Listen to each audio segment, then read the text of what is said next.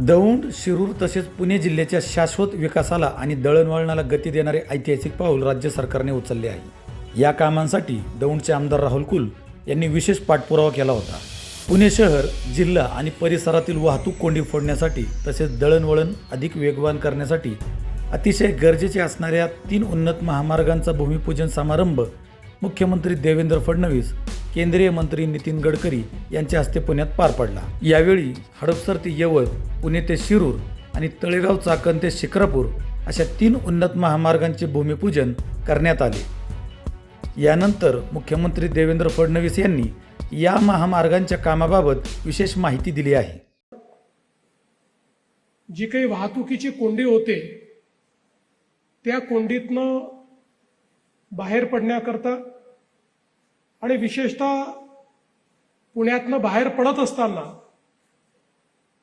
जो काही वेळ लागतो, आपल्या ज्या महत्त्वाच्या औद्योगिक वसाहती आहेत, या औद्योगिक वसाहतींना जोडणारे जे रस्ते आहेत, याच्यावरचं जे ट्रॅफिक कंजेशन आहे, या सगळ्या गोष्टींवर अतिशय उत्तम अशा प्रकारचा उपाय म्हणून जे 3 अतिशय महत्त्वाचे एलिव्हेटेड रोड्स हे आपण करतोय, आज त्याचं भूमिपूजन या ठिकाणी आपण केलेलं आहे।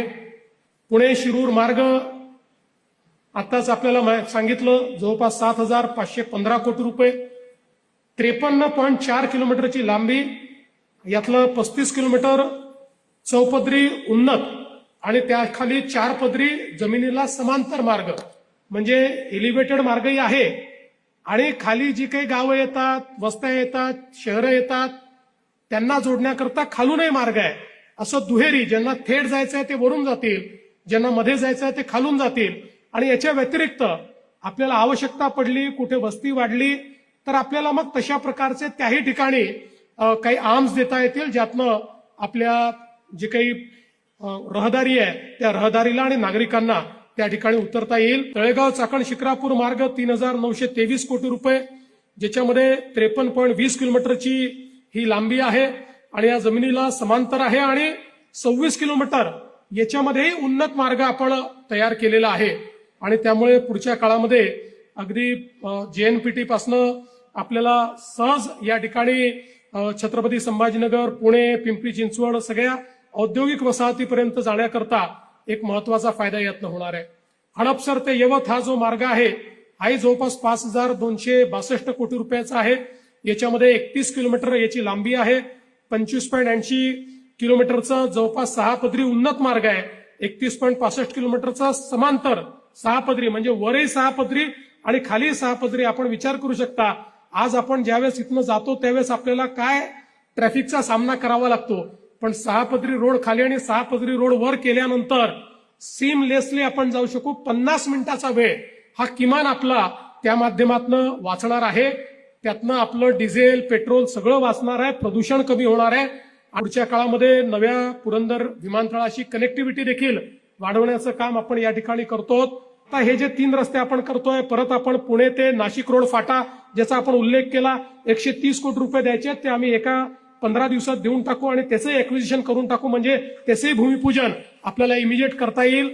तर त्याही दृष्टीने मला असं वाटतं की आता आपलं जे नितीनजी मार्गदर्शन आहे, PMRDAच्या माध्यमातून वेगवेगळ्या प्रकारच्या आम्ही ज्या काही त्या ठिकाणी टाउन प्लॅनिंगच्या योजना करतोय, या योजनांच्या पाठीमागचं आमचं उद्दिष्टच हे आहे की आता सगळा लोड हा पुण्यावर किंवा पिंपरी चिंचवडवर न आणता PMRDA क्षेत्रामध्ये छोटे छोटे अर्बन अॅग्लोमरेशन्स तयार व्हावेत, त्या ठिकाणी छोटे शहरं तयार व्हावेत, त्या ठिकाणच्या टाउनशिप्स तयार व्हाव्यात आणि त्यातनं हे लोड थोडं डिस्ट्रीब्यूट होऊन आणि आपल्याला पुढच्या काळामध्ये जे काही आपलं हे ग्रोथ इंजिन आहे, या ग्रोथ इंजिनचा फायदा हा निश्चितपणे घेता आला पाहिजे।